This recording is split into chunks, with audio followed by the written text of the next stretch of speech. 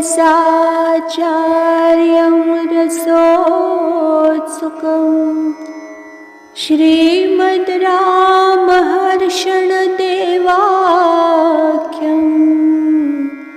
सद्गुरुं प्रणमाम्यहम्।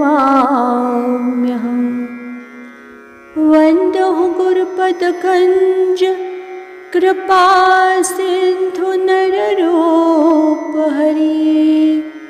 महामोहतमपुञ्ज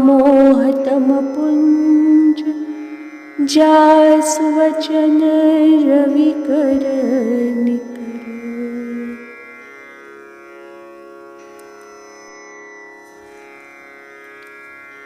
अगले भाग में प्रवेश करने से पहले गुरुदेव भगवान समझा रहे हैं कि यह जीवात्मा परमात्मा का दास है, ऐसा श्रुति का सिद्धांत है।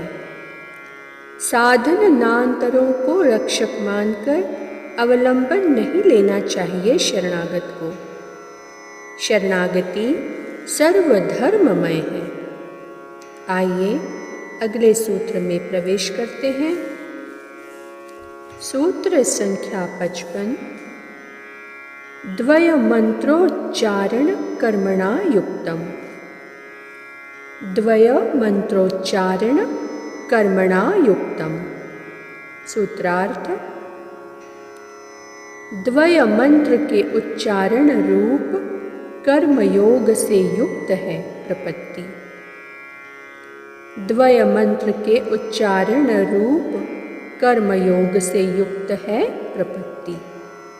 व्याख्या: प्रपत्ति में द्वय मंत्र का उच्चारण करना ही कर्मयोग की स्थिति है, अर्थात प्रपत्ता के मुख से श्री जी सहित श्री राम जी की शरण में प्राप्त हुआ हूँ।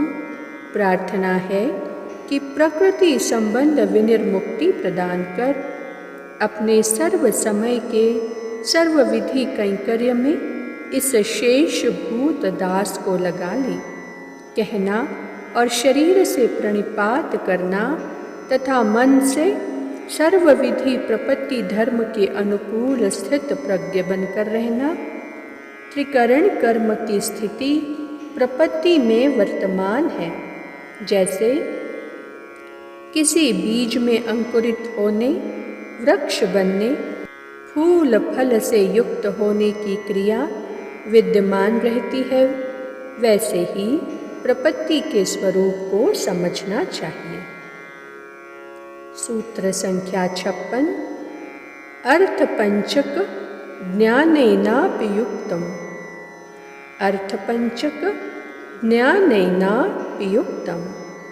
सूत्रार्थ: अर्थपंचक ज्ञान से प्रपत्ति सर्वथा युक्त है।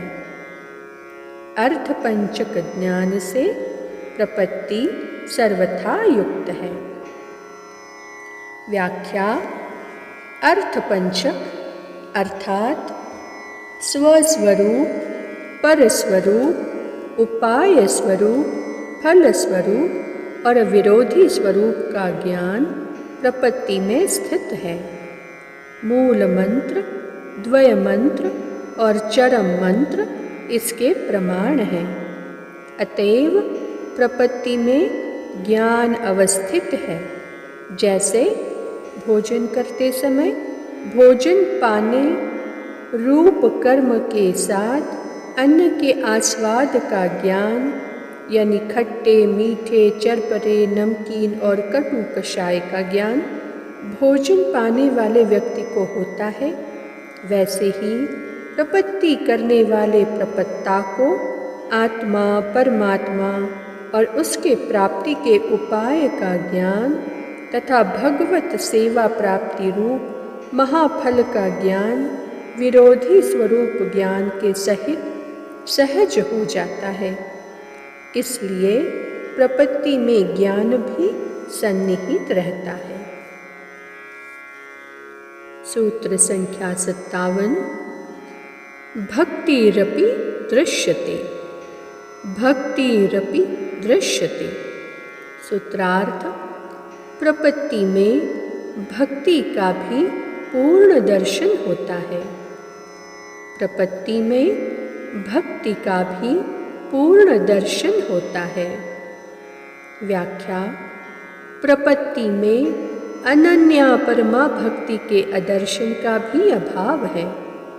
द्वय मंत्रादि उच्चारण काल में सर्वलोक शारण्य श्री राम जी के अनंत कल्याण गुण गणों एवं उनके रूप माधुर्य की स्मृति तथा कैंकर्य सुख स्वरूप रसानुभूति उनमें परमानुरक्ति उत्पन्न करती रहती है, जिसकी कभी इति नहीं होती। जैसे मिश्री के डले को मुख में रखकर चबाना रूप कर्म के साथ उसके मीठे पने का ज्ञान होता है और उसके आस्वाद सुख की अनुभूति करके आनंद भी आता है और नित्य नित्य उस आनंद की अनुभूति में आसक्ति हो जाती है। बस इसी प्रकार प्रपत्ति के रहस्य को भी जानना चाहिए। आज की चर्चा को वाणी यही विराम देती है।